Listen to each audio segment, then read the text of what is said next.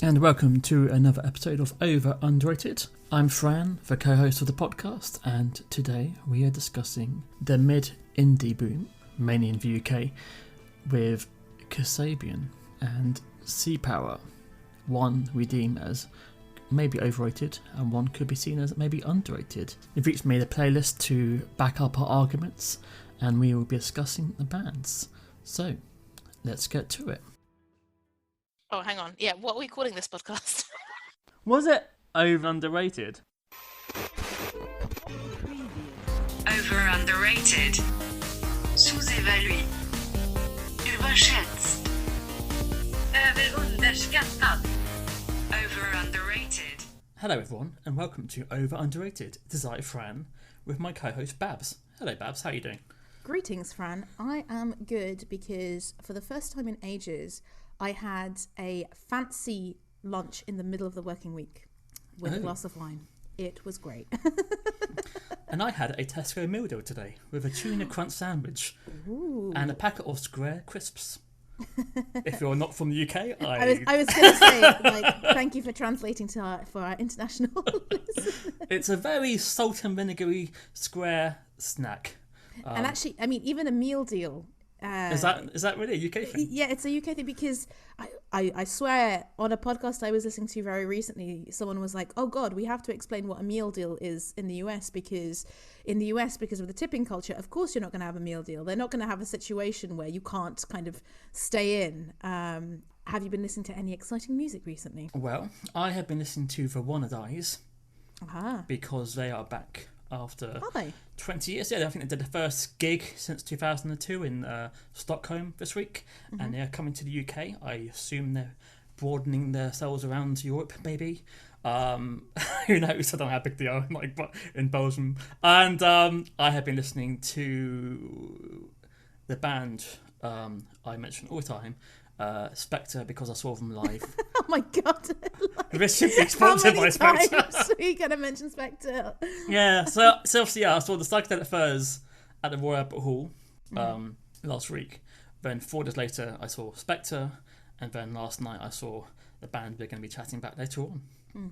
So it's been a lot of music, and I don't know how it's for you, but when I see a band I then go into a bit of I listen to all the albums the next day. Yeah, sort of thing. Exactly. Yeah. Although I still haven't listened to Goose's latest album, which is really good. And I'm kind of leaving it a bit late, because it's a thing of, if you listen to it the day after, then you remember what songs were played. But there we go. Well, from my side, I've gotten quite unexpectedly obsessed with Young Lean's new song. Do you know Young Lean? He's a Swedish rapper. So, carrying on the Swedish theme.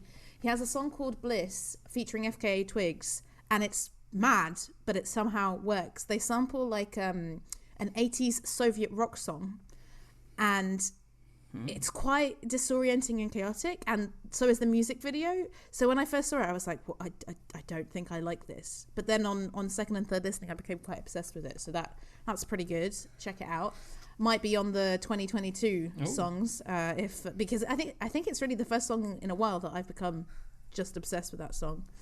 And I've also been listening to K Tempest's new album, which is really good. I gave them a bit of a hiatus, I think. I really like their stuff, but it is a very specific kind of music, sort of spoken word over Dan Carey's beats. But when I saw that it come out, I was like, I'll give it a listen. I think it's really, really good. I like it as much as their first album, so I recommend checking that out. And Rosalia's new album as well. I've also been dabbling with the new Wet Leg album as well. Yes, actually, same. It's good. It is good. I think it's worth the hype, to be honest. Just hope they can continue it. Let's hope it's not the Elastica of whatever decade this is called. This is called the 20s, I hope. The 20s. It feels weird. The non-roaring 20s, for sure. So today's theme, we've gone for UK mid-noughties indie explosion. Yeah, why not? Why not? And actually, it surprised me that we haven't really done an episode like this before. I guess Greater Manchester with Matt from Pickadisc was the closest because we talked about the Cortinas. But, this is clearly an area that we both like. There's crossover. So, yeah, maybe we'll do more of these in future. Get in touch if you want more. But we are talking about Kasabian and whether they're overrated. And Sea Power, and are they underrated? AKA British Sea Power for your older fans. And we will get into why. But let's start with the overrated. Overrated. So yeah, I am here to defend Kasabian as not being overrated, which, listen, is a surprise to me as much as it is to you, probably. I have a bit of a complicated relationship with them because they definitely fall within a sort of lad rocky vibe, but I'm hoping that with my playlist I'm showing that they are way more experimental, psychedelic and synthy than they get given credit for. And ironically, Serge Pizzorno himself says that he absolutely hates it when Kasabian get called indie because he doesn't consider Kasabian to be one. He says that they're future rock, and I hate indie bands. I despise that speed of music. It's interesting. I think they're a very interesting and diverse act. Their Glastonbury 2014 headlining performance is incredible and available on YouTube if you want to see it. And I got to see them live in 2012 at Den Atelier, which is a very small venue in Luxembourg, sort of 300 people. And because they're not as big, I got to be at the front, as a very small stage. It was a really nice, intimate experience. I don't know if that could happen again. I like them, I think, because their songs have so many layers. When I was trying to write down stuff for the playlist, it was a bit difficult to kind of attribute all the instruments and all the synths that were going on, and I realized that they have lots of good bass lines, but you often don't even notice them because there's so many synths. And their song lyrics are more interesting than you would think, having taken a bit more time. And yeah, Serge Pizzorno is an interesting guy. I really liked his solo records, the SLP as well. And I don't know if you've checked out his work with Noel Fielding on Loose Tapestries, which was the sort of the soundtrack for Noel Fielding's luxury comedy. They have some great songs. Ghost of a Flea, my personal favourite. And yeah, I think it's difficult to say what my favourite album is. I think they are more of a singles than an album band. Empire is probably my favourite album, which I know is not that well received. And when putting together this playlist, there are some bigger songs on there, but I think the point I was trying to make was to show a bit more of a diversity in, it not just be Underdog and Clubfoot and everything else. And obviously, I think before even getting into it, we need to talk about Tom Meehan. That is how you pronounce his name, apparently. So I think one of the other issues I have with Kasabian more recently, so in case you don't know, Tom Meehan was the lead singer from the beginning. And in 2020, he left the band by mutual consent. Didn't really know what had happened, but it turns out that he'd gone to court for attacking his partner while drunk and while her kid was present. And he initially denied it, but it was caught on video. And so he had to go to court and was given, I think, unpaid work or community service. And yeah, from what Kasabian said was, we were led to believe that Tom would hold his hands up and in a statement tell everyone what he'd done, but he couldn't. We couldn't comment until the court case had happened. Domestic violence is something that can never be excused. And yeah, he subsequently went to rehab, got diagnosed with ADHD, and married the partner that he's assaulted. And apparently it was kind of a one-off thing, never seen. But I think the whole thing left quite a sour taste in my mouth because of the fact that he denied it until confronted with the video. So I'm glad that Kasabian took the stance that they did. But yeah, it makes me now look back at the music with a tear in my eye, a bit of sadness, because yeah, it's kind of unacceptable. So anyway, but moving on from that, I think they're a great band. I've really enjoyed looking at some live performances as well when doing the playlist, and I am curious to hear what you think about them. So yeah, I first discovered them at V 2004 and had never heard of them. And then out of nowhere, this band were playing about 2 p.m. on the main stage, had loads of fans with flags. And this is before even Glastonbury was the flag place it is now. too many flags at Glastonbury. I thought, why do they have so many people waving flags? Who is this band? And then yeah, they came across with a bit of swagger, and I thought, yeah, they had a couple of pretty decent tracks, and I thought, will I ever hear from them again? It turns out, I would hear a a lot constantly. for next year. So I caught them quite early. So obviously, I had Chris Karloff was on stage back in those days. I'll be talking about him later. And I really enjoyed the first album. I still think it may be the best album. They were probably a bit more electronic in that first album than later albums. I've seen them again. I saw them like Isle of Wight 2011, Isle of Wight 2015. I saw them at the iTunes Festival at the Roundhouse when they played. It's 10 years since the debut albums and did the whole album. Oh, nice. Followed by an encore, and like there's only maybe like 1,000 people in the Roundhouse, so that's pretty cool. And they're a brilliant live act. They know how to get a crowd going, so you have to give them that. It's always kind of weird because like they may be one of the first sort of like bands who dabbled with electronic music but had that lad swagger. Because usually lads, like to have the guitar, and like put it near the genitals and hold it like a penis, but you can't really do that with twiddling nods on the keyboard. So maybe them and the Cupid Temple Claws are the only sort of bands who would have that lad sort of like swagger and also play electronic music. Because before that, Hot Chip and Pet Shop Boys and Depeche Mode don't really look like football hooligans, see they really.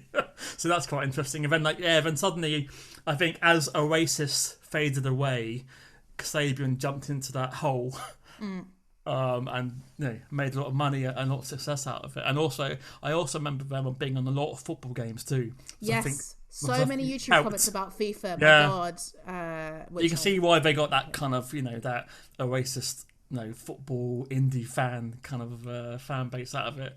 But I've never loved them.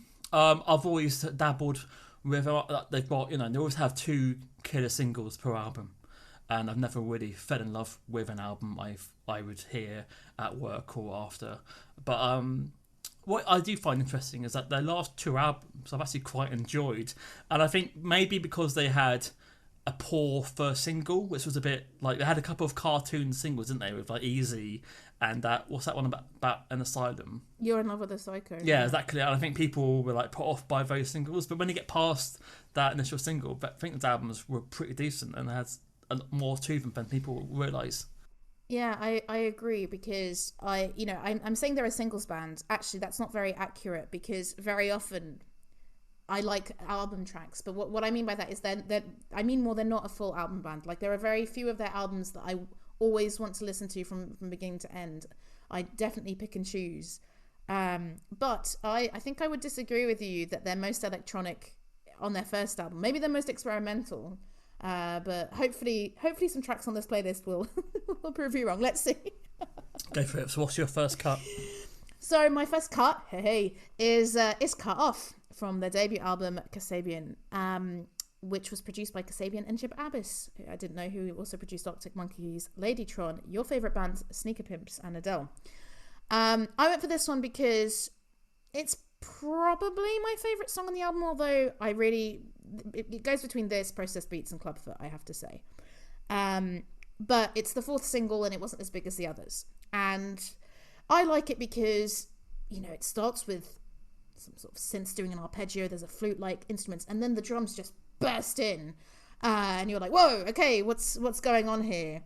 And, instrumentally, there's so much that I like. Yeah, all the synth orchestra that happens, there's some kind of backwards playing guitars.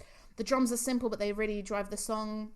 And I imagine you don't, but I quite like the instrumental ending. And when you watch it live, the audience really like to sing along to the and that's quite good. And I mean, how many lad rock songs start with the words "John was a scientist, he was hooked on LSD, interested in mind control, and how the monkey held the key." And I did not know the chorus was "Chew the backbone, a solar system, he's cut off convicts." I honestly sang along my own thing, but I was like, again, who is doing this on a song this massive, enjoyed by all the indie lads? So yeah, what do you think of Cut Off? Yeah, I've always enjoyed the intro, and I think the actual album has a lot of decent intros. Yeah, and there's actually fewer guitars than I remembered. The guitars don't come until maybe the second verse, really. So it's, the first section reminds you of the Avalanches a little bit, with the whole flute sort of sound. Oh, I don't know enough about the Avalanches to have a strong opinion, but yeah. It's got quite a menacing mind control lyric. Are Kasabian coming to take over? And yeah, it's just the first. Serge described it as a little story of a man who's gone insane. Okay, and yeah, it's just the first time they did a trademark, which would be across all of their albums later on. And the video I watched this morning. Oh yeah, it's mad. Yeah, I wonder if this is where CGI sharks came from. Because we get Sharknado was just the beginning of the CGI shark trend. Kasabian started it. Yeah, the video. So for those who haven't seen it, basically, mostly Tom Meehan is walking around New York, and people are running away from you. You think it's him, you're not sure, but it turns out there's a giant flying shark attacking people. But then even later, when the band are all walking around New York, it doesn't seem to affect them. Are they controlling the shark? Who knows? The Kasabian guys, powerful bastards. Beware. Powerful bastards. But yeah, I really was surprised by how young they look in that video, obviously because it's like 2004.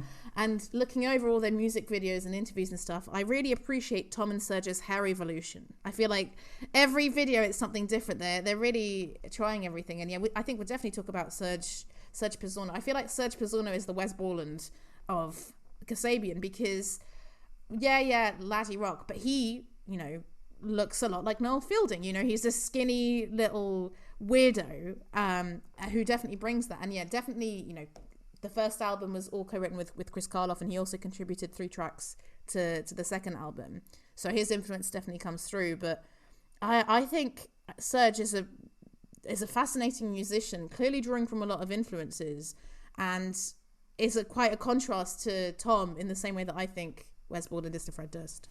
Have you seen the Soccer AM clip of him scoring that wonder goal? No, because he's really good at football, right? Yeah. So there's this little segment in Soccer AM where they get the guests to kick the ball into a bin, which is really fucking hard to do.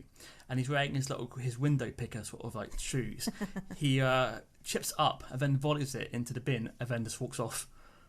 Wow. That's it. It's it's a fluky bastard, but he looks as cool as you could ever look. Yeah. But yeah, I think Chris Karloff was, in those days, looked the coolest. Yeah. I'm another fan of Tom's greasy long hair during the...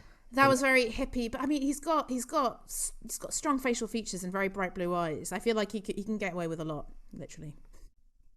Next track, I'm going to group all 3 of the tracks that I've picked from Empire. So I've picked Apnea, By My Side, and Stuntman, which are all in a row on the album as well. So I wanted to group them together because I often listen to them in one go. For me, it's almost like they're one continuous song, and I think this is my strongest case of I challenge you to listen to these 3 songs and call Kasabian lad rock, because they're very experimental. Two out of the 3 of them were co-written by Chris Karloff as well, but yeah, he left because of creative differences. I mean, there doesn't seem to have been bad blood. I do just think that they wanted to go in different directions. And I don't know if you've listened to Black Onassis, the band that he formed afterwards, but they're a very good psych band, experimental, although one of those mysterious bands, because they released one album called Desensitized in 2013.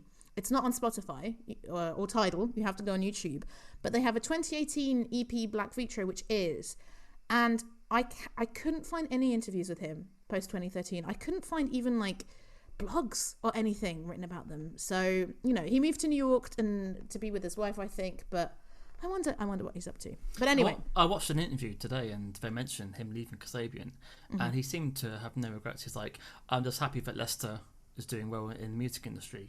Yeah. And I know they did a track with Ben from the Cupid Timber Claws, and in many ways, as a Cupid Timber Claws fan, they kind of were the pre-Kasabian, because I think they were doing this maybe 2 years before Kasabian got big, mixing electronics with that kind of indie swagger, and they had better haircuts. So I don't know why it didn't happen for Cupid Timber Claws and it happened to Kasabian.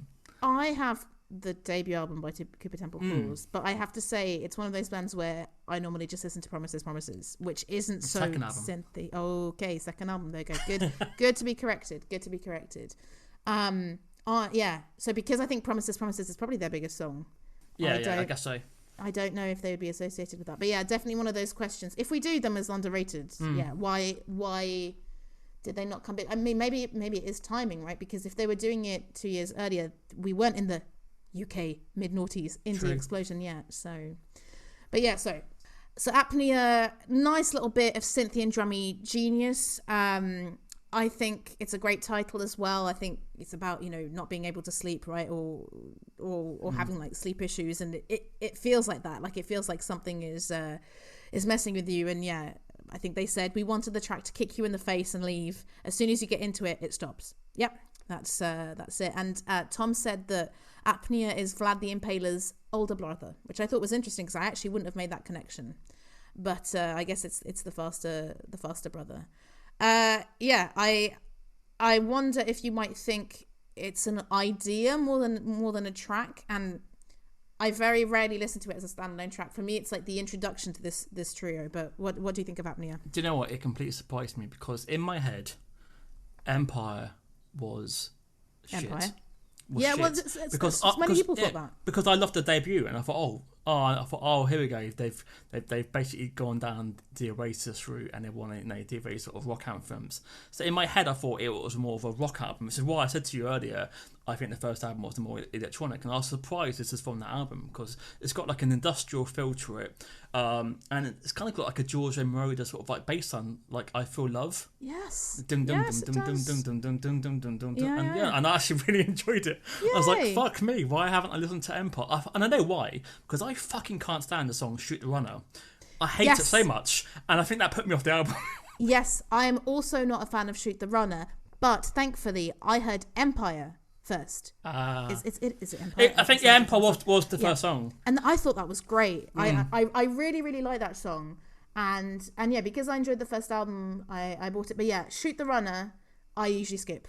But that's it. Like the album is way more multifaceted than Shoot the Runner and Empire because it has this. Oh, I'm delighted you liked it.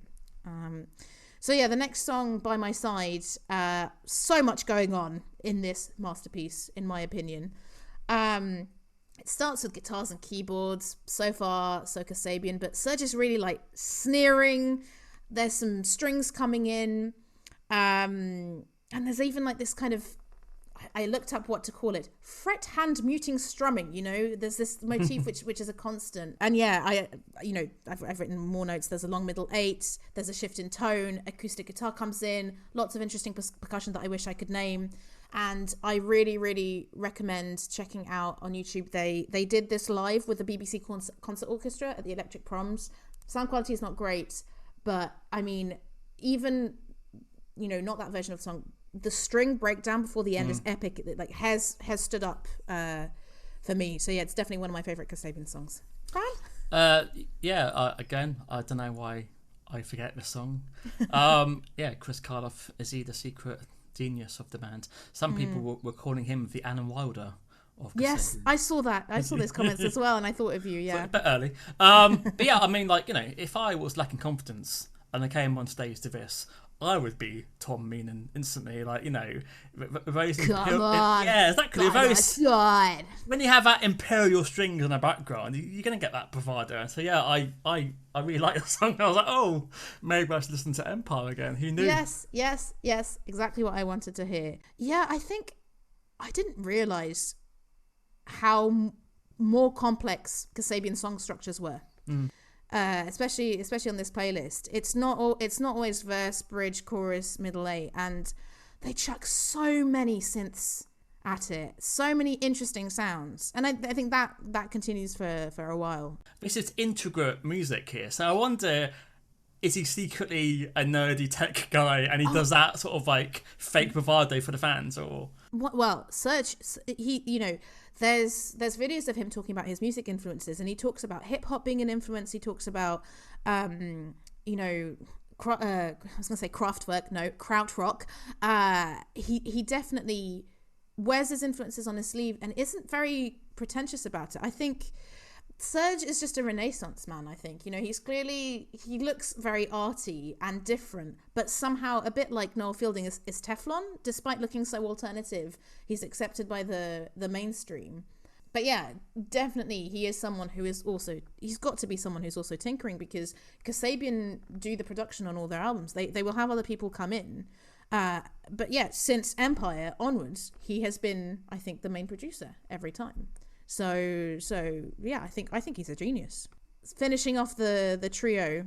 Oh, just to say, actually, before I go, he's apparently this song, which like I went on song meetings and found all these things are like, oh, is it about the media and corporate big boys? According to Serge, it's about having it with your mates and making sure they're all right. That's the thread of the whole album. Is it? Yeah, apparently. So moving on to Stuntman, I will start with what Serge says about it. He says, it's a fucking mad techno tune. It's madness. It's about the fascination our nation has with the rush, the dark side, the release. Stuntman put their bodies through this madness because of that rush. We get our release on stage, but other people have to express themselves in different ways. It's why people are hooligans. So there we go. So Stuntman, I just absolutely love the brutal synths. Especially at the beginning, and it builds and builds and builds to the chorus. And again, like other songs on this place and other Kasabian songs, it doesn't stop building. You know, each chorus is different, and there's more and more going on. And yeah, at the end there is a release. And yeah, I think it rounds it off quite nicely. I will say though that live it doesn't sound very good because I think what makes it is the harmonization between Serge and Tom, which often is so good. And live, I don't know, because Serge is doing a lot. Vocally, it's not very strong. I enjoyed the arpeggios at the start and the knob drizzling. It reminds me a little bit of Out of Control by the Chemical Brothers. Yes. Yeah. Yeah. But I see that. I think the chorus lets it down. I don't think the chorus is strong enough. Not the bass. I think the bass is helping the chorus. We know you're a big bass fanatic. BBF. But I don't know. Yeah, the whites in my eyes. No, it wasn't doing much for me. So a little bit too long. So kind of went down a notch for me, unfortunately. Well, fair enough. So it happens. My next pick is West Rider Silver Bullet from West Rider Pauper Lunatic Asylum in 2009, which was, I don't know, nominated for the Mercury Prize. Yeah, this is when he, I think, claimed this as one of the best British albums of all time. Yeah, I saw an interview this morning with, I think, Serge. Was it Serge or Tom? I think it was Serge being like, yeah, you know, we used to do interviews pissed out of our minds and we used to really piss off journalists because we'd say we were the best British band of all time. These days, artists are much more kind of put together and not so much like that, apparently.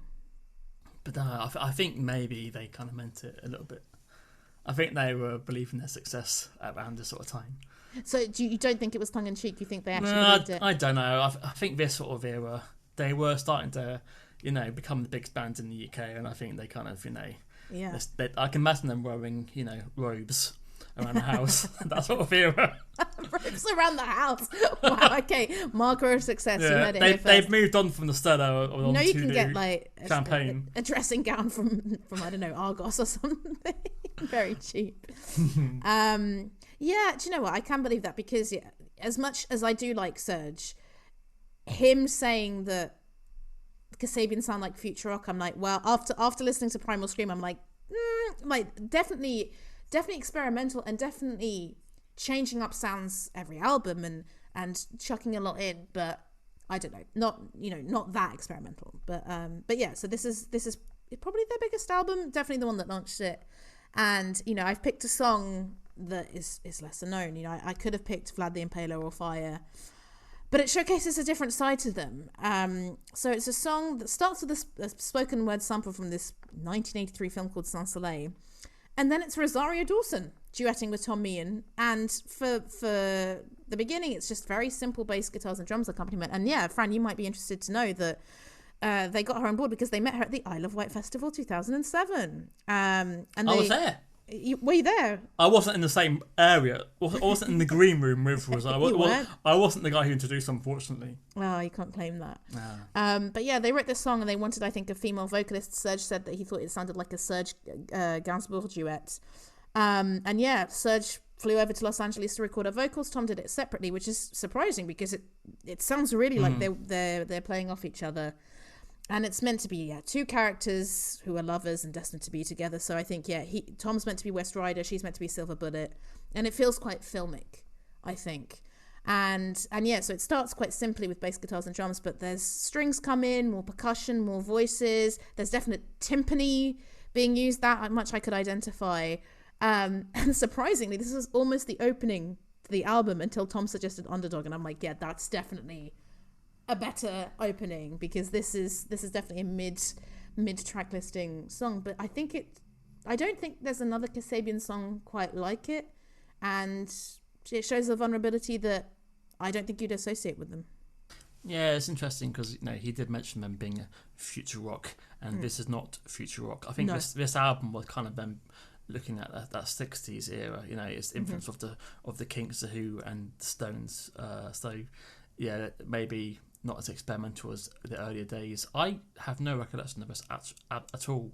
Really? Yeah, you think I would know, having a big star like Rosario on the album. Apparently played this to Quentin Tarantino when he was a fan. Oh, I didn't know that. Yeah, it's got like a country kind of guitar sound to it. Yeah, it's perfect for like a road movie. Definitely. See, I thought it was quite a good introduction. I like albums to start off with a film sample.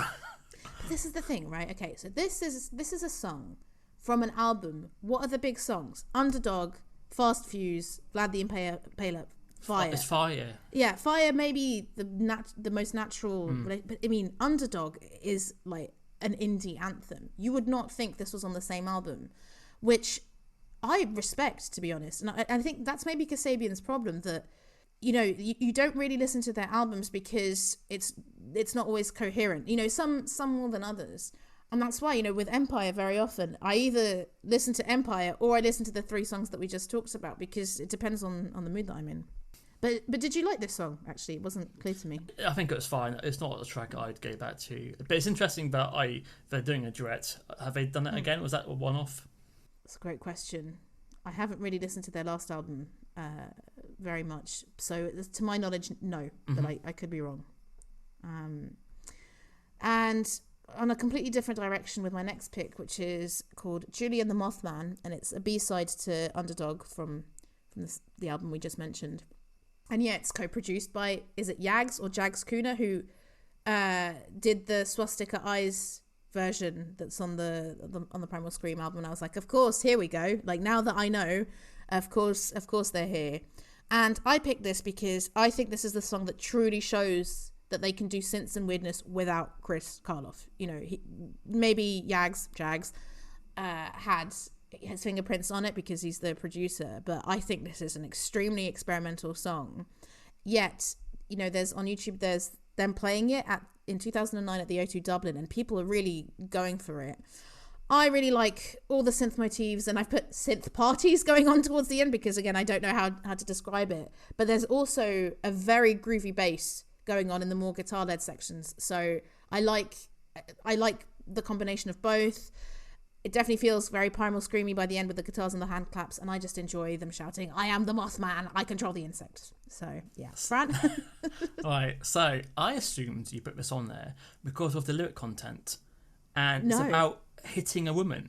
Oh, no! Sung by Tom. And No, I didn't. I thought, she's linked that together because it's about hitting her with a frying pan and stuff. Oh no, I've got that it's a reference to the 1970 film El Topo. That's all I did. So I thought, we actually have Tom here talking about attacking a woman. I thought that's quite interesting. Obviously, he didn't write the lyrics, but I thought that's why he did. No. I picked it because I thought it was synth madness. That's why. So yeah, I put I'd never heard this in my life. I think the chorus is an attempt to get that Stones vibe with the hand claps even, and the riffs. I enjoyed the electronics, but it's not quite there for me. I can see why it didn't make the album, unfortunately.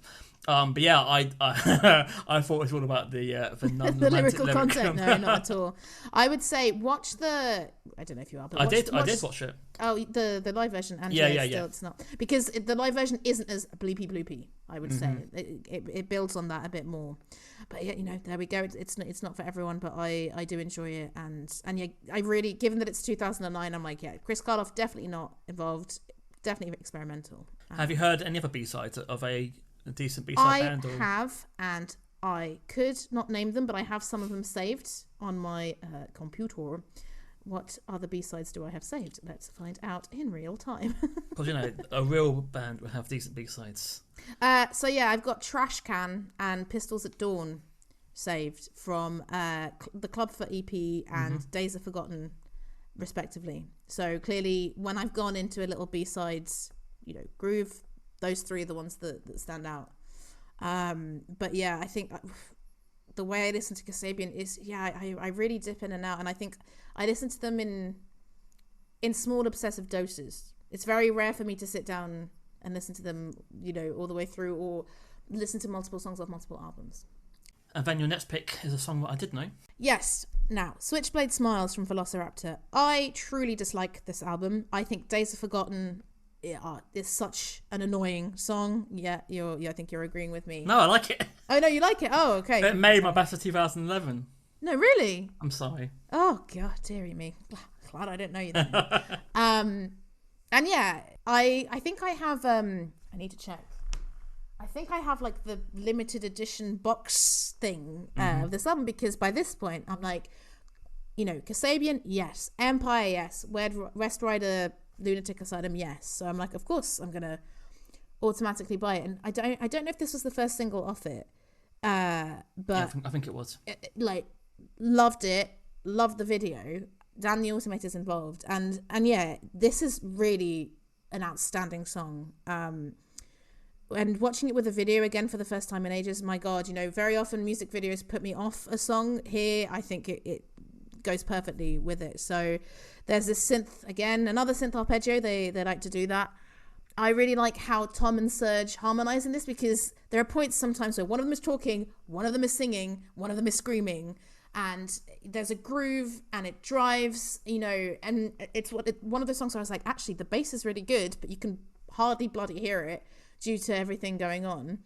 And I hadn't really thought about the fact that on the second chorus, the drums are a bit off. Like they're on an offbeat. So again, they don't play the chorus in the same way every time. And there's even some cowbells chucked in. So, I think it's really, really good. Serge said that it was inspired by a Morgan Freeman interview where he described someone as having a switchblade smile, which is someone who smiles at you in a certain way that is dangerous, but you're intrigued. And he joked that Tom had one and said that the song references violence as well as the adrenaline rush you get before a fight, simultaneously scary and exciting, and it makes you want to drive into a brick wall at 90 miles an hour. Do you agree?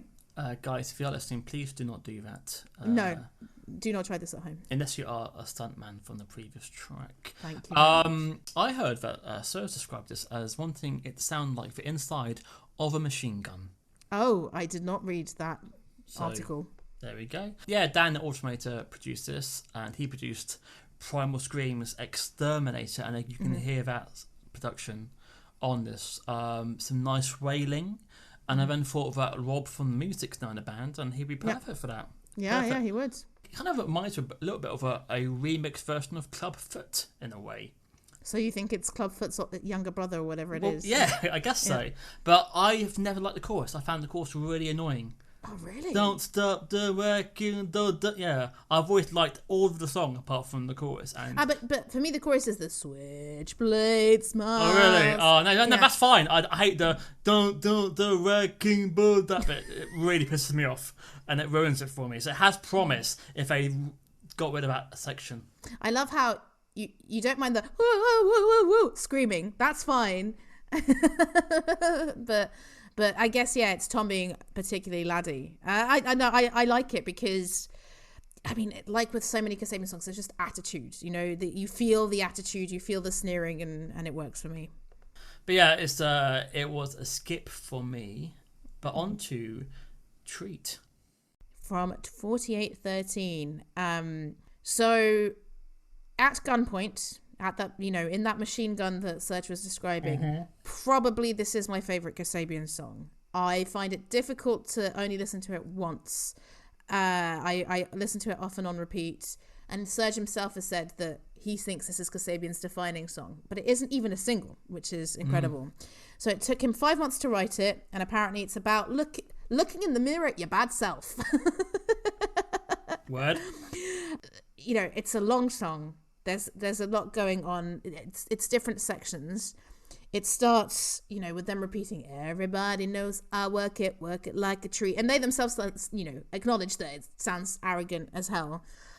And, I think for most part, in the first section, it sounds quite, Kasabian-y, bass is driving, bleepy synths, but it starts to build, and it starts to build. I think, honestly, everything in it is good. The intro, the bridges, the creepy harmonizing, the middle 8, which talks about being separated deep in Leicester. And it builds to this breakdown at 3:12, which I honestly think is one of the best music phrasings ever. Like, just every time I listen to it, it's so short. But when it was a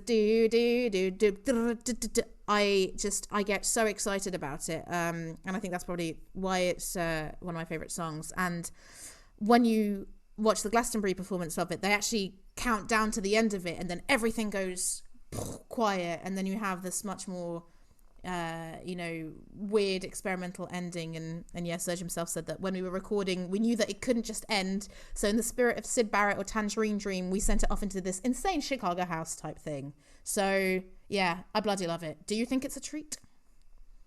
So yeah, I heard this at the Roundhouse in 2014 with a string section. Oh my god! And yeah, I'm angry. You know how I mentioned so Easy put a lot of people off this album. Yeah. And if this was the first single, exactly. And if this was the first single, this is everything you want in a Kasabian track and more. And I guess they were wanting to, put out Easy as a bit of fun, but I think it hurt the band more than anything else. And to me, this sounds like the KLF remixed by The Prodigy. This is, it's an epic track. And yeah, it just blew me away when I saw it live, because I hadn't heard it until I saw it. So you saw it without knowing? Yeah, like everyone else, I heard Easy and thought, "Fuck that shit." Yeah, yeah. And so yeah, this is on the encore. So I went to that gig because I liked the first album, and then in the encore they played like Stevie, Bumblebee, and this, and I was like, "Oh, what the fuck's that? Is that like a B-side or something?" And then I realised it's off the latest album, and I've loved it ever since. So yeah, this is Kasabian at their very best. Couldn't agree more. If I had made a best of 2014 list, this would definitely be up there. So yeah, I'm delighted you like it. But I mean, I think it would work as an instrumental, and I wonder if there's a pressure on Serge to give lyrics to Tom to sing because he's a singer. Because I think he writes all the lyrics. I think. Yeah, I'd happily listen to this without any lyrics in it. I still think it works. Oh no, see, really, that's where I disagree, because I do enjoy the. Everybody knows you work it like a treat, and also just before the breakdown where it's like everybody knows everybody know it, like again it gets you everybody. yeah. Get some synths. I almost put Bumblebee instead of Stevie. I really had to kind of think about it, but I think the strings make it for me with Stevie. But Bumblebee starts with Serge going yeah, and I think you just have to be like, well, okay, I'm just gonna accept this. And then I think I really enjoyed the song because of the way that it builds, and then again, it goes all instrumentally. And yeah, Stevie is much more of it's the opposite. It's a slow builder, and I think I started liking it again after watching the music video with the kids held captive by scientists. Have you seen it? Mm-hmm. Yeah, it's very good. And it starts with an actual cello. It's not synths. And the song just doesn't stop building. All the instruments are contributing to it. It almost sounds like there's Indian music influence at points. And it builds to this climax with Serge singing Ordinary People, Ordinary Lives, and then it just explodes. And yeah, it's really, really good. And again, there's a live version at the Summer Solstice 2014 with an orchestra on stage, and it's absolutely incredible. Yeah, do you like Stevie? I love Stevie, and I think this could be a Bond song without string section.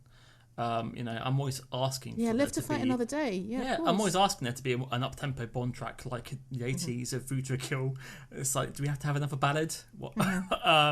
Yeah, the strings are beautiful. The chorus is great. It's inspiring. Perfect track for a festival. If you want to play this song, you want to play it to thousands and thousands of people with their arms up. Yeah, this track made my best of 2014. Overtreat. Overtreat. I'm a sucker for cellos and violins. Oh, okay. All right, we need to do with the Yo-Yo Ma episode. And finally, Il Rey brackets the King from For Crying Out Loud. So a bit like Velociraptor, I don't like this album, but I do very much like this song. And it's almost the opposite to everything else that I've just said. This song, there's barely synths. It is much more guitar, bass, drum driven, but it, you know, there is a little Calvin Harris-esque breakdown with a groovy guitar and some synths. But I think it's really good. But what makes it is the music video. I think the music video is one of the best music videos of all time. I had never seen this music video. No, I'm surprised. No, I watched it this morning. I was like, how the fuck did I miss this? So good. And I wonder how many of the international fans had a fucking clue what it's about. I think people were explaining. Well, I guess, you know, if you don't know what it's about, it's like a mad woman resurrects a king. But you're going to miss the lesser effort. But yeah, music-wise, you know, this is a trademark Kasabian. It's got like a 90s dance section near the end as well, which I kind of enjoyed. It's full of swagger. What's your band called, mate? Yeah. Again, you know, it's surprising. This again wasn't their first single. Because I think a lot of people was it not their first? No, it was the You're in Love with the Psycho. Yeah, and I think that confused people. Like, what the fuck's happening? Well, but Noel Fielding and Stephen Graham were in the music video for that, right? So yeah, the thing is, right? I think I listened to that album once or twice around the time it came out, and then I just have not bothered. I will probably listen to it again at some point, maybe after this recording. But I really only know this song and You're in Love with the Psycho, and I do not like You're in Love with the Psycho. Bless This Acid House is a decent track. That made my best of that year. So a fantastic video. So is the band. They've got a sense of humour. And yeah, this is trademark Kasabian. If you wanted to tell someone what Kasabian sound like, pop this on. I just wanted to add before we wrap up this section. So Serge says that he was inspired by the cockiness in hip hop where rappers just call people out. So that's why they say, you know, what's your band called, mate? And you smell like hotel soap. And I went down a deep rabbit hole. This is also why, you know, I spent too long researching, because he said that he was inspired by the Kendrick Lamar verse in Control, where he literally calls out 12 different rappers and says, I like you, but I'm coming for you. And yeah, great song. Had never heard it before. Read a Rolling Stone article on like the 9 ways that this song changed the game. And yeah, Serge says like it's never really done in rock music. But I imagine this song to be a man in a leather jacket and slick back hair in a ponytail, slonked at the bar, and that is Ray the King. So there we go. I wonder what bands they would be after Kasabian in 2017, if they were going to call it other bands. Have they ever had any beefs at all? I feel like they had beefs mostly with journalists, right? Because, yeah, Liam Gallagher said that Tommy Ian is the best frontman ever. So there's a lot of love there. Have they had beefs? I mean, yeah, I guess because I didn't want to like them. They're definitely one of those bands. It's the opposite of R.E.M. R.E.M. I want to like them and I don't. Kasabian, I don't want to like them and I do. I never really paid much attention to them in the press because I think I mentioned this before, but there was an article written about them in the NME where they're like, oh, Kasabian, they live with their mums, sort of thing. And I was like, oh yeah, they do just seem like those kind of like cocky assholes that, you know, you scratch under the surface a little bit and there's not much there. But they have made consistently good songs. You know, even I've included 2 songs from albums that I really don't like that are 2 of my favourite Kasabian songs. And, you know, they can do guitar rock, they can do bleepy bloopy, they can do experimental, they can do it all. And when you see them playing live and you see how much people enjoy it and sing along, it definitely adds to the experience. So, Fran, I need to ask you the question. Do you think that Kasabian are overrated? I think my heart wants to say yes, but my head actually now says no. Yes. Because listening to this playlist, I am reminded that they have a lot more to them than people will suggest. You know, they aren't that band who just, you know, downs a pint and then sings an anthemic chorus just on from the Beatles. You know, they've got more to them. Who could you be referring to? I don't know. know. I don't know. No. Northern Uproar. And yeah, so for that reason alone, and I've seen them live and they're fucking brilliant live. If you heard Fire in a festival, everyone goes fucking insane for it. So it's hard for me because part of me does want to see them back together, even with Chris Karloff. Yes, I don't think that's going to happen though. I think in 2 years' time, it's 20 years since the debut album. Who knows? You know, Tom's got a new album, I think, coming out this year. And I don't know if Kasabian are going to release new material. They released a song in 2021 called Alligator, which I am not a fan of. Oh. But because of knowledge and judgment, I will wait to make any to kind of share my opinion, because as we've discussed, just because the first single is bad doesn't mean the rest of the songs are bad. And if Rob from the Music's involved in the creating of the album, who knows, you're a fan. So so I would say they're not actually overrated, because as you said earlier, outside of the UK they're not big. So if we're talking to people from America or from Europe, then give this band a chance. Yeah, I'm glad. Yeah, because I think they are rated. Basically, I think they have a lot of success and a lot of standing in the UK, and that makes sense. But yeah, they, like you said, they're amazing live. They really get the crowd going. Tom in an interview said, that's one of the best things about being a frontman. And I think their music is diverse and interesting enough that they're not your average UK indie band. And they're unfairly lumped in with that. Unfairly, although you can understand it because of the laddie nature of their attitude and everything else. So I'm glad that it helped you reconsider. Hey, podcast lovers. Now available. A new podcast experience featuring exclusive miniseries like Food Faves, and all new series that takes a fun look at everyone's real first true love, food. Milky Way Marvels, a lighthearted astronomy series where we explore the fascinating wonders of our galaxy. Pop culture icons, an entertaining, nostalgic look back at various nouns in popular culture, plus more. Relax, enjoy, listen, laugh, and maybe even learn. Podcast, presented by Sonic Embassy. Now streaming everywhere you listen. Access quick links to your favorite places to listen now at solo.to/Sonic Embassy. Underrated. Welcome back to the second half. This is the underrated section, and I have chosen Sea Power, formerly British Sea Power. Why the name change? Well, because after Brexit, a lot of people were thinking that, they were unfortunately a nationalist band. And also, the band didn't like saying British Sea Power because it's too many syllables. They wanted to shorten it, and they've even spoken recently to say that they might even change the name again. So, British Sea Power.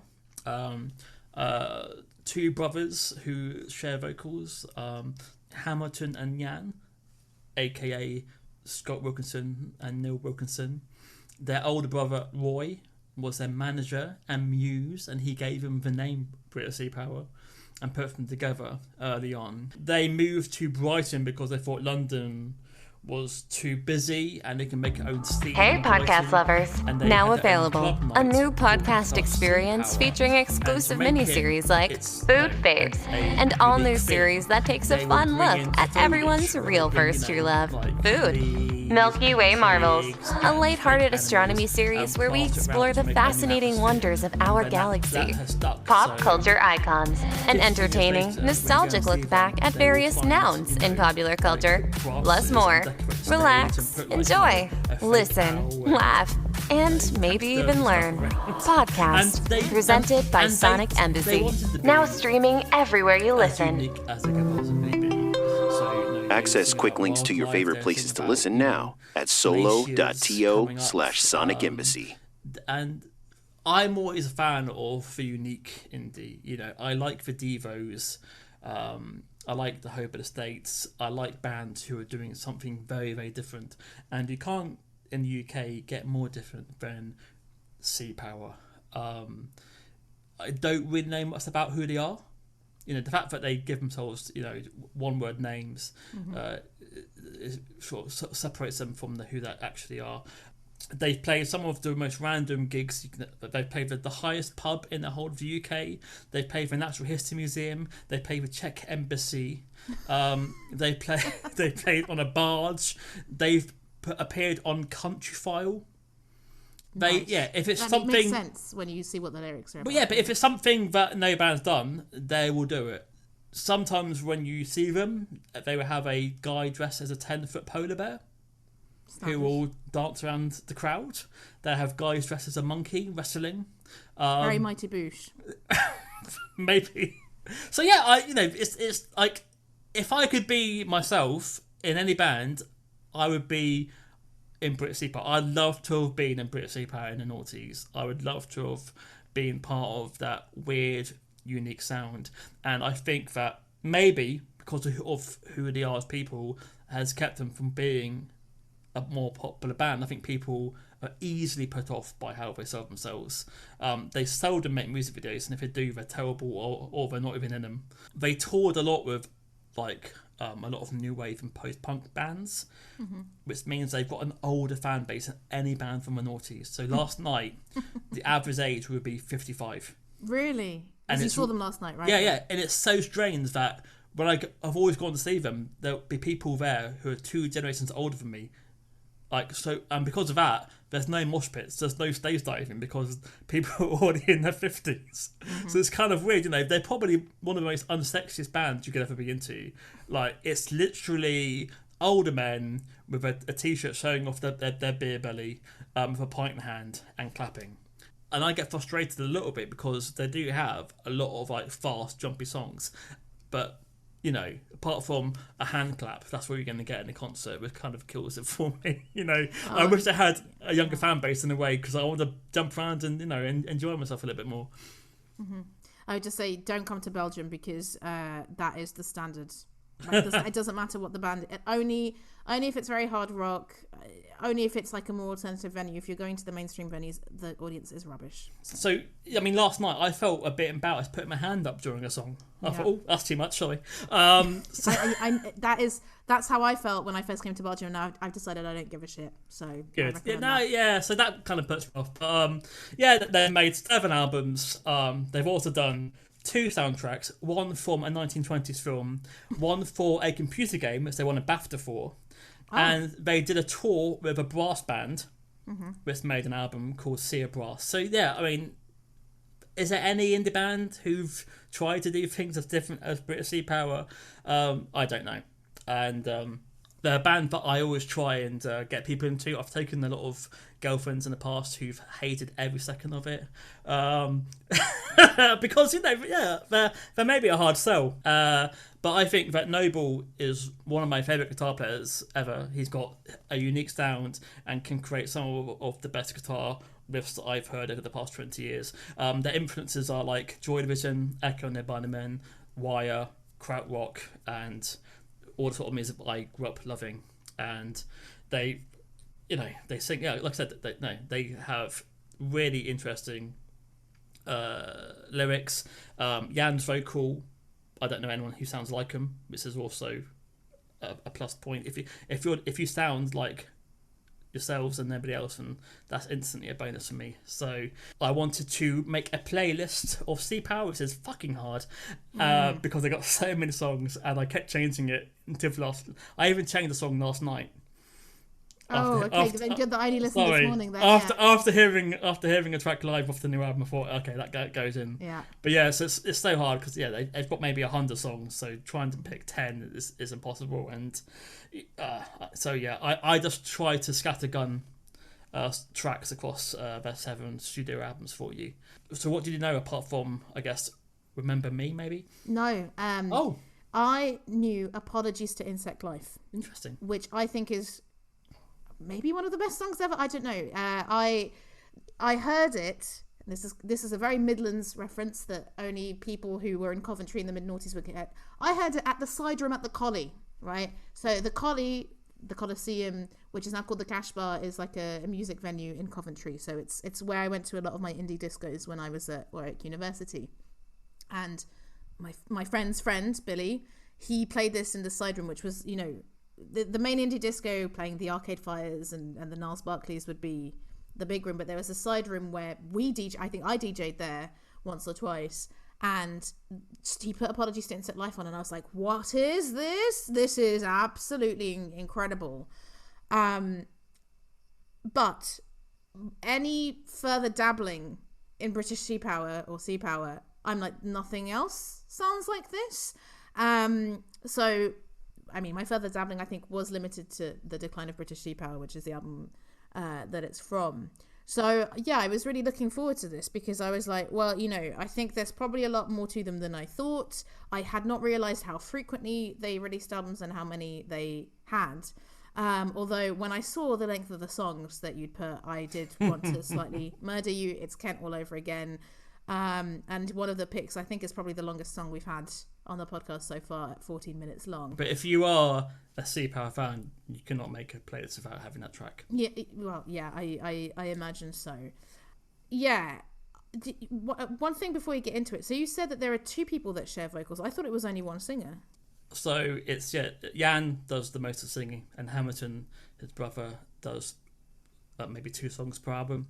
Okay. So on this, he's on 2 tracks. Okay, which 2 tracks? Oh, no, okay, maybe you'll tell me when we get there, because... So had you not heard Remember Me? Because I didn't put it on the playlist because I thought you knew it. Probably. Oh, wow. Probably, but I did and I didn't like it, probably. So I didn't... Because that's like their only sort of like indie disco track you could get away with, maybe. Yeah, I mean, obviously, like I said, this was at the side room, right? And I mean, Apologies to Insect Life it's a very energetic song, but it's absolutely mad. It's Theodore, you are the most attractive man. Chicka, chicka, chicka. You know, yeah, I love it, and I don't think anything else sounds like it, to be honest. So yeah, I guess I was expecting a bit more of that, and I didn't really get it from your playlist. But yeah, I think let's get into it because, I didn't know what to expect. And I think I remain a little bit confused, basically. So, yeah, my first track off the debut album, The Decline of British Sea Power from 2003, is Fear of Drowning, which was their first single in 2002. It's got a fantastic opening line, which is, Jesus fucking Christ, oh God, no. And, yeah... You know, I love the gasping of air he does in between the verses, which is the Fear of Drowning. The cutting noble trademark solo, the rustle of drums. The verse sounds kind of like sad, and then you have the big rush at the end with the guitars. You know, is this a track about their ambition? You know, is it about, you know, leaving the island shores? You know, is there a fear of drowning? And they don't play it live anymore, which is a shame because live is 10 times better than it is in the album. But as an opening track, it's kind of, you know, sums up British Sea Power a little bit for me. Without the chaos which they can do, which I guess, you know, with Insect Life is a lot of the chaos. Okay, is that what the chaos is? Yeah, and in those days they had Eamon, who went on to join Breaks. He would have like a marching drum, and he'd go into the audience just hitting the drum, walking around with like some sort of weird helmet on. So yeah, but yeah, so I guess maybe you don't like this because it's not so chaotic.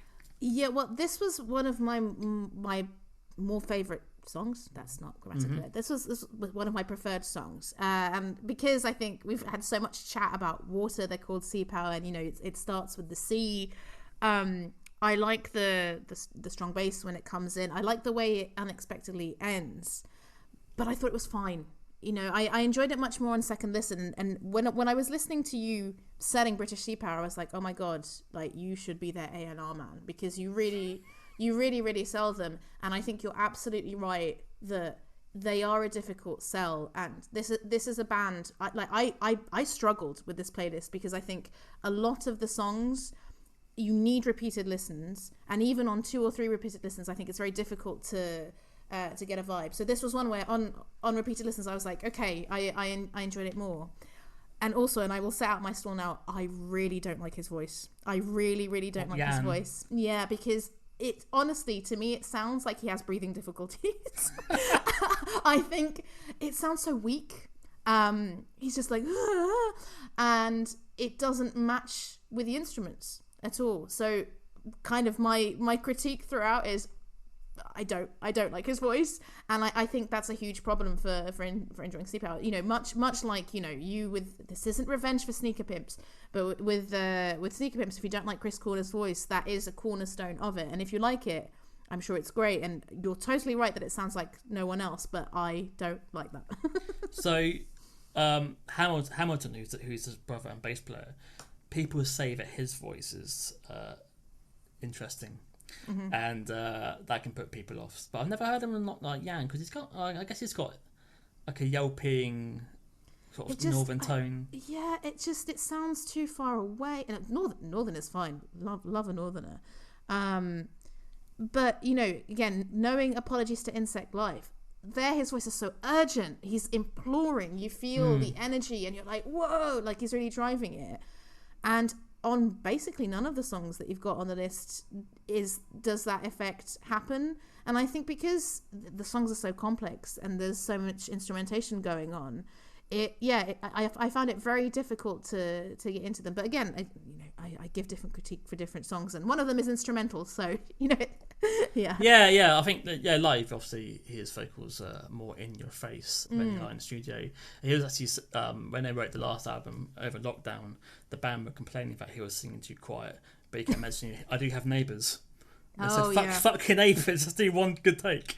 So he's far too polite. So moving on to the third and best album, the Mercury Prize nominated. Do you like rock music? I do like the title. Yeah. Lights Out for Darker Skies, which is a track they still play today. It's not a single, but it's a fantastic opening track because of Noble's delicious guitar riff, which he bookends the track with. It's kind of about light pollution, and let's have the lights off so we can look at the sky. Although he says that he's given up on writing political songs because no one cares. Oh, that's sad because the lyrics are great. I enjoy it. If you see him live, he's got the "Hey now" echoed by the band as it moves on. It's got like a second section which has some awesome arpeggio playing and guitaring. Then it builds up to a climax, and it's a live favourite. And when I used to play this originally, they would have like one of those bomb siren things you wind up. Oh, wow. To start up. Wow. And they played Reading Festival 2008, and at about 4 p.m. in a bright sunshine, and everyone looked very bemused at what the fuck is happening. Yeah, no, definitely. The lyrics are lovely. I will definitely say that. Like moths that get confused by all the man-made moons, so go gentle in this dark, dark night. Lovely. And yeah, I think one of my notes is I imagine this is much better live. This was one of my least favorites. I almost disliked it. It was between like indifferent and dislike for me. Although the breakdown redeems it. I do like that. So you're not a fan of that guitar riff at the start? No, it's too melodic. I'm afraid. So much of this is such melodic guitar lines. What did you say? Delicious riffs. I'm afraid for me it's more like a more bitter Granny Smith. He's my guitar hero. I'm very sorry, Fran. I saw him at the Karaoke in London, and he jumped on somebody's shoulders and then was playing a guitar solo while I was being passed around the shoulders. I did think this was surprisingly Britpoppy as well. Really? I did get that. I got a lot of Manson vibes listening to this playlist, but I think there's a bit more drive with Manson that I think is missing a little bit here. This is your revenge from the sneak. It's really not. I was just like, oh no, like I really don't want to be just negative. Because I'm shocked because they're kind of like, I thought they're a bit more abrasive. Honestly, right? When you look, and that's what I saw as well. When you saw that their influences are Joy Division, Cure Echo, and the Moneymen, I'm like, really? But I like those bands. I put on this track because of its bass line. Yes, and I'm glad you did. This is O Last and B from the second album, Open Season, referring to the Antarctic Peninsula ice shelf. Last and B, which collapsed in 2002. See, before Greta Thunberg was there, we had Sea Power. It's so hard to say Sea Power. It's like David Bowie changing his name to Gary. It's like, I can't not say. I know, especially because British Sea Power. I mean, it's funny because they say, oh, it's too many syllables, but it sounds quite lyrical. British Sea Power. Anyway, so it's got this like bass rumble throughout. How many indie bands in 2005 were writing love songs to a glacier? And wanting it to fall on them. It's kind of like a folk song, but with loud guitars. It has a long outro, which when you see it from live can go on for maybe sometimes too much. And this is maybe a hint to future soundtracks. with like the bass and guitar line sort of like moving around each other. So I guess you didn't hate the song. No, yeah. I put, of course I'm going to enjoy a song about an Antarctic ice shelf falling on someone. And I mean, I'd guess that kind of climate change and nature featured a lot in their songs, and I definitely enjoyed their album titles and all of that. And yeah, here the bass beginning kind of intrigued me. Although again, on first listen it didn't do much for me. On second listen, I liked it much more, especially when the rhythm guitar comes in for the chorus and the bass is given more space. But yeah, I much preferred the instrumental bit. I found his voice very annoying. And like you were saying live, I think it takes a bit too long to end. Normally, you know, having just described the end of Treat, and I like the fact that it goes on for a bit. This one is a bit too long for me. I agree. The bigger song of the album was Please Stand Up, which is probably the poppiest of songs. This is why I didn't put it on there for you, because you'd fucking hate it. We're now jumping to Valhalla Dance Hall, I think is what it's called. Great title. This is their worst album. So they made the third album was top 10 Mercury Prize nominated, and they followed up by having an electro pop single called Living Is Easy, and it's terrible. And I'm like, what? Label the fuck? Pressure? No, I doubt it. They're on Rough Trade, so I mean, fuck knows what happened. This should have been the first single off the album, and this could have been on the previous album. So this is Who's in Control, which is a straightforward rock track about watching a Brighton nightlife and hating it, and wishing that they'd be protesting rather than puking up on street corners. It's got they've got a sense of humour, British Sea Power. I'm a fan of the local library. I just read a book, and that's another story. And he knows it's a terrible line, but I enjoy that. The chorus is rock and roll. It's over here, then scream over there, every fucking where. I just don't. Yeah, and this is a track that last night I wanted to jump up and down to, but instead I just tapped my hand on your head the up and railing. down. I feel you. This was on the David Letterman show. It's probably the last time they kind of had What? the last time they kind of had any sort of push from a record label or the PR company, I guess. So yeah, Who's in Control, Babs? Who's in Control? Yeah. So it starts off with a rockier guitar, so I was like, oh, here we go. Then it goes a bit melodic, and I was like, oh dear. But I will say that another one which needed repeated listens. The turning point for me was the line "protesting was sexy on a Saturday night." I really got into that, and I think the lyrics definitely make it. I also enjoy it when he is shouting and the choir is shouting, because again, you feel the energy more in this song than a lot of the others, and I feel that that's matching the instrumentation. So yeah, this is definitely one of the better ones for me. I've been changing tact quite a lot. So this is The Great Skewer, which I believe is that how you pronounce it? Yeah. Is it some sort of gull? It's a bird. Yep. I looked it up. It's a bird, right? Of course, it's Sea Power. So this is from. Do you like what music? It's a soundtrack direction. They now had Phil Sumner on cornet and keyboards, and Abby Fry, formerly from Batflashes, on the violin.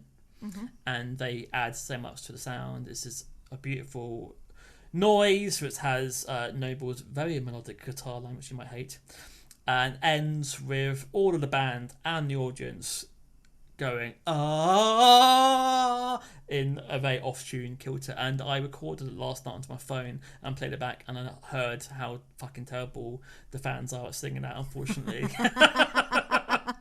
But yeah, I mean, there's moments I've heard this song and I've had my hair stand on end when it hits that section.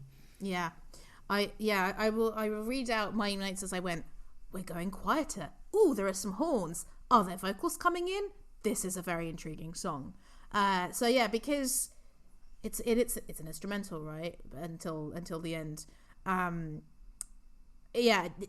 This one, did I like it the most? Possibly. Again, I don't. It's difficult to tell with these songs, because even I prepared for this morning, and I can barely remember what these songs sound like. I listened to some of them 3 times, I have to say. But it's one for the chilled playlist, and I've written, as with so many, I can imagine this is so much better live, and it's definitely atmospheric, and it definitely builds, and I enjoyed the energy of that, definitely. They ended the set with this, and how many bands will end with an instrumental track? It's quite no, brave. but I think that's a great way to end, because Because it's definitely one that you're going to get the audience involved in and you can sing along. But it really made me think, I need to see them live, I think, to experience it, because they're complex songs, and even listening to them several times, I still don't feel like I quite have a grasp on it, and I can imagine that with an audience, even if they're a quieter one, it's going to improve it. So the next track is Zeus. From EP Kraken House, which is another club night. I think they used to put on a monthly club night, and then they have a new single, an EP they hand out to the guys, and this is on there. So this didn't make the album. Zeus is the name of their tour van. Of course. And Jan had a dream of him being at a dinner party with Rick Stein, and then wrote a song about it. Right. Of course, it's fucking bonkers. It has. I put down, this has too many ideas, maybe. I think there's probably 2 or 3 great ideas. They could probably have made it into like a 4-minute single. But I kind of enjoy that was it like 7 minutes long, is it? And it takes a while to get into it, and I enjoyed what's your maximum? I've got no fucking idea what it means. It's got buzzsaw guitar, it's got glam rock rhythms, and it has a little bit of shouting Jan in it. Yes, a shouting Jan and a shouting choir, and I do like it when they come in.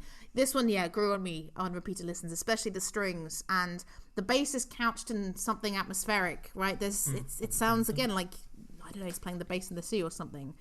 I agree with you. It's a bit all over the place. I liked the beginning and the rockier bits, but not all of it. Although I thought that I really hope that we can come here again bit almost sounded like Deus, actually, who were a band who definitely throw everything in the kitchen sink at it. But unfortunately, I do think Deus are a little bit better at it than Sea Power. Although any song that puts Rick Stein and Nikita Khrushchev in a verse gets my vote. And Wurzel Gummidge. And Wurzel Gummidge, the classic trio. Yeah.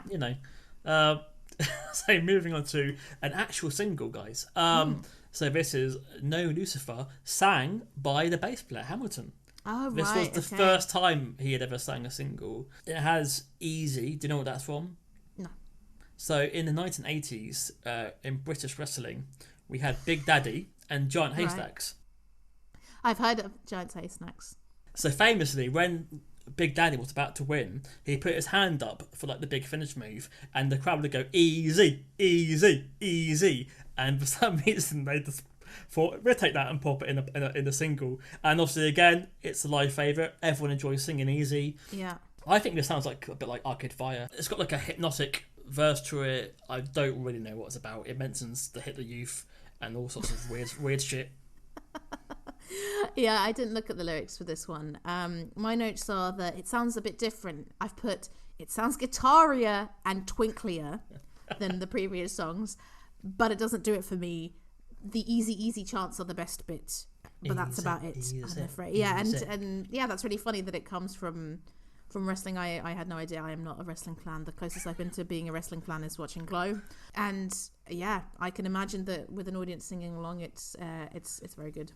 I'd love to know how this works outside of the UK if they sing along to Easy. I mean, Hulk Hogan wasn't doing that. On to probably their most mainstream single, I guess, which is Bad Bohemian from Let the Dancers Inherit the Party from 2017. It's got New Order vibes to it, I believe.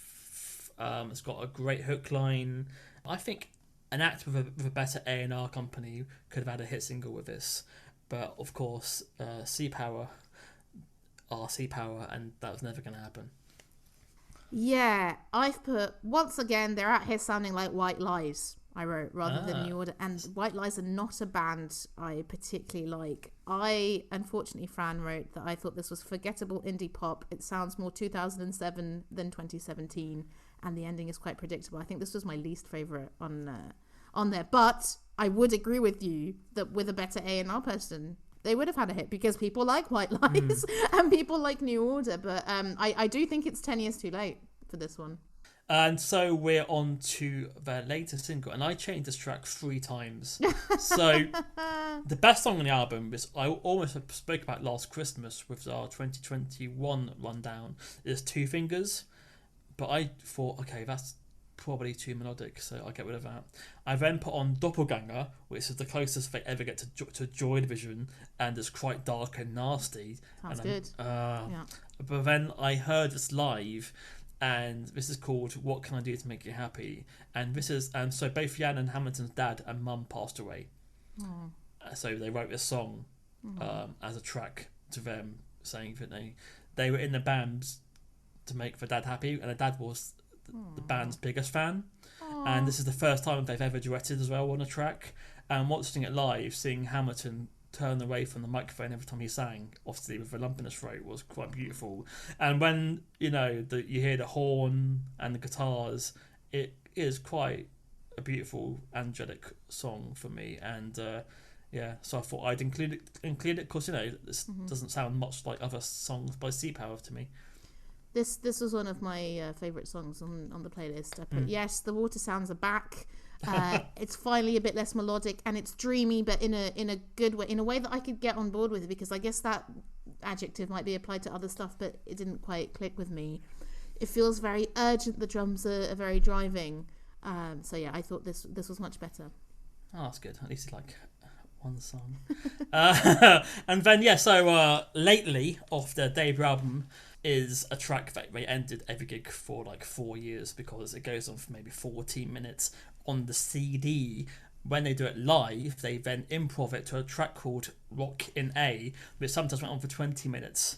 I mean, that must be incredible. Which would involve Jan taking his top off and then just being on the microphone screaming into the audience, whilst Eamon had a marching band drum walking around, and chaos fucking happened. But it said they wanted a song where they could end it any way they wanted. So if they weren't feeling it, they could just fade it out.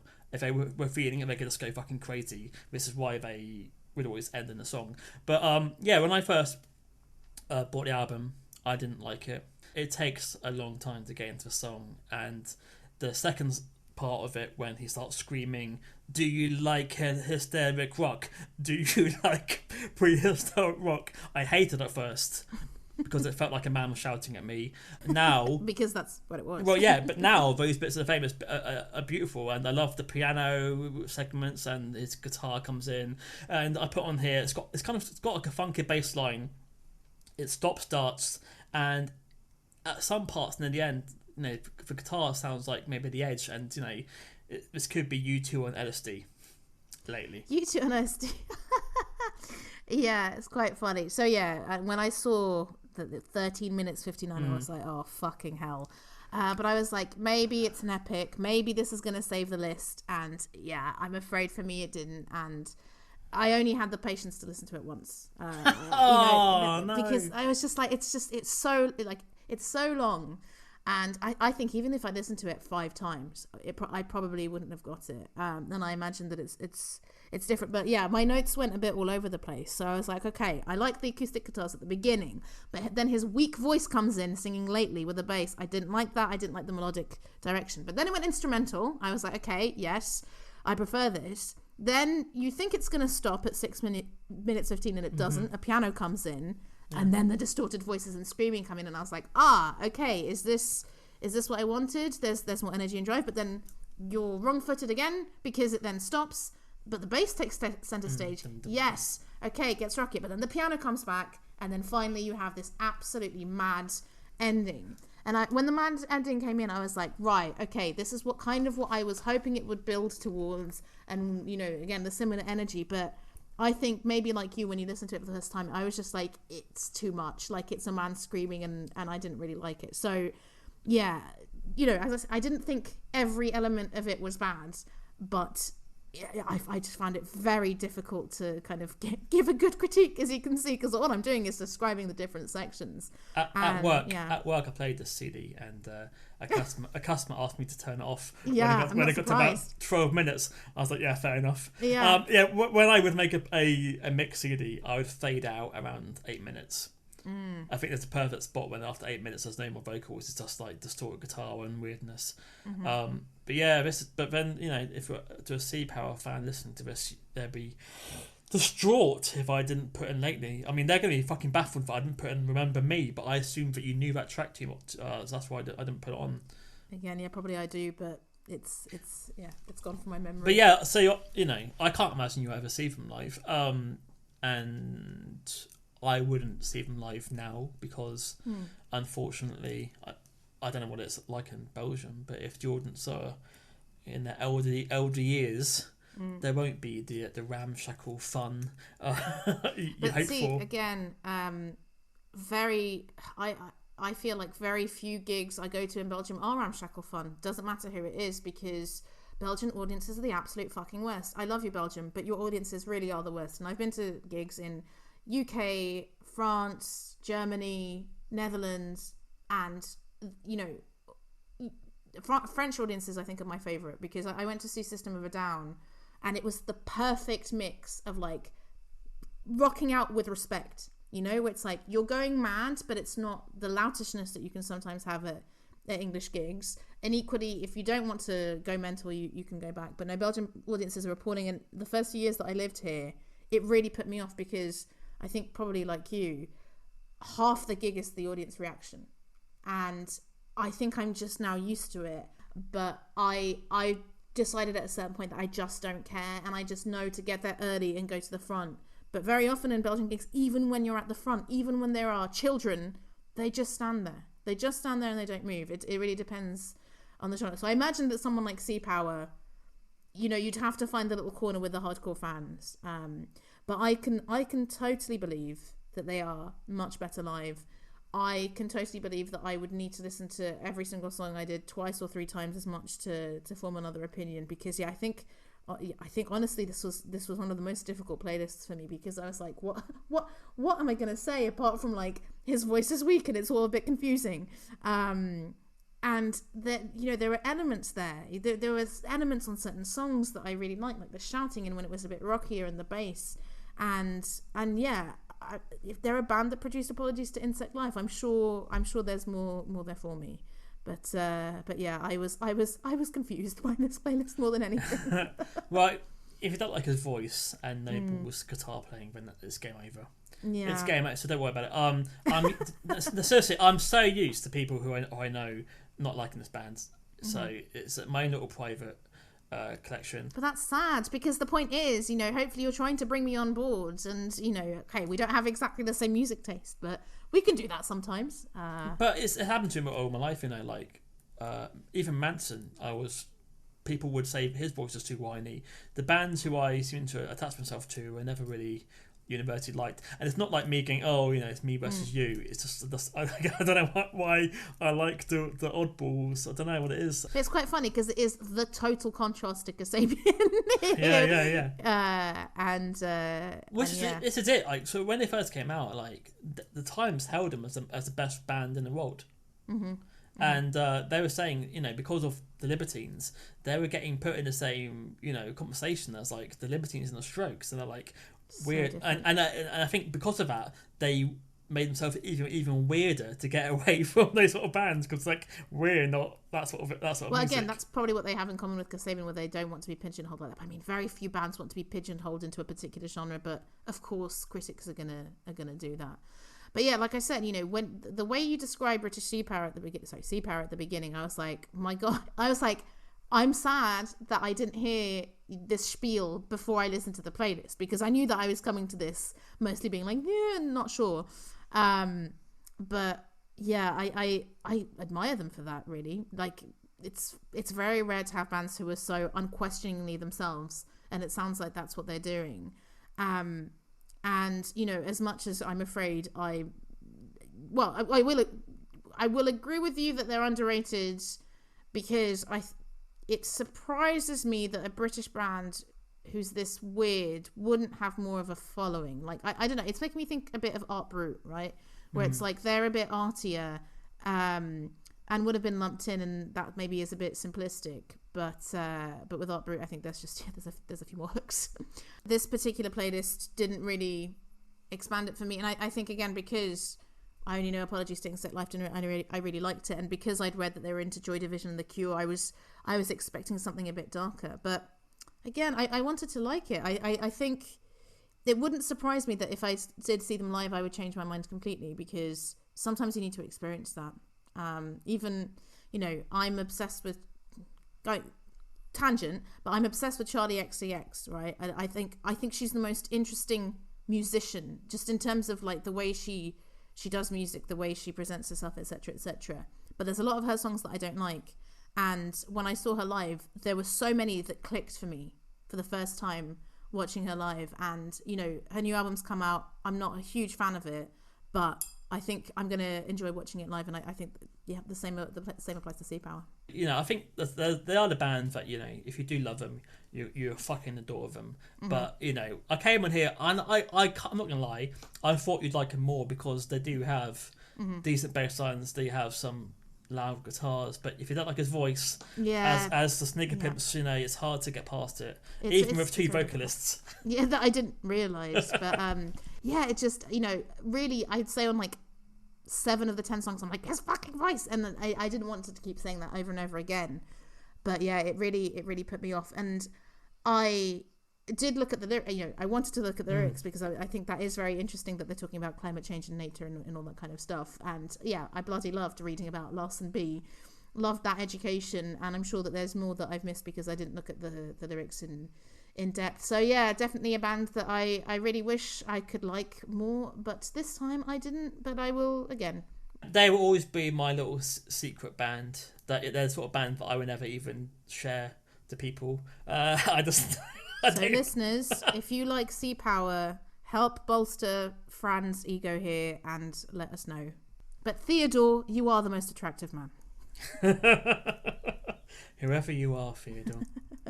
So I guess you don't like fair rock music, and we will discuss some other acts next time.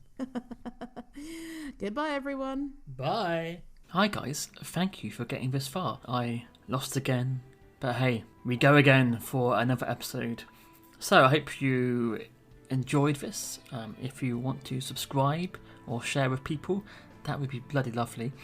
Like all the other podcasts, we are on social media. If you have Instagram, we are _underrated music pod, and if you use Twitter, we are OU music pod. So give us a shout if you have any future ideas of episodes we can do, and until then, have a lovely time. Goodbye.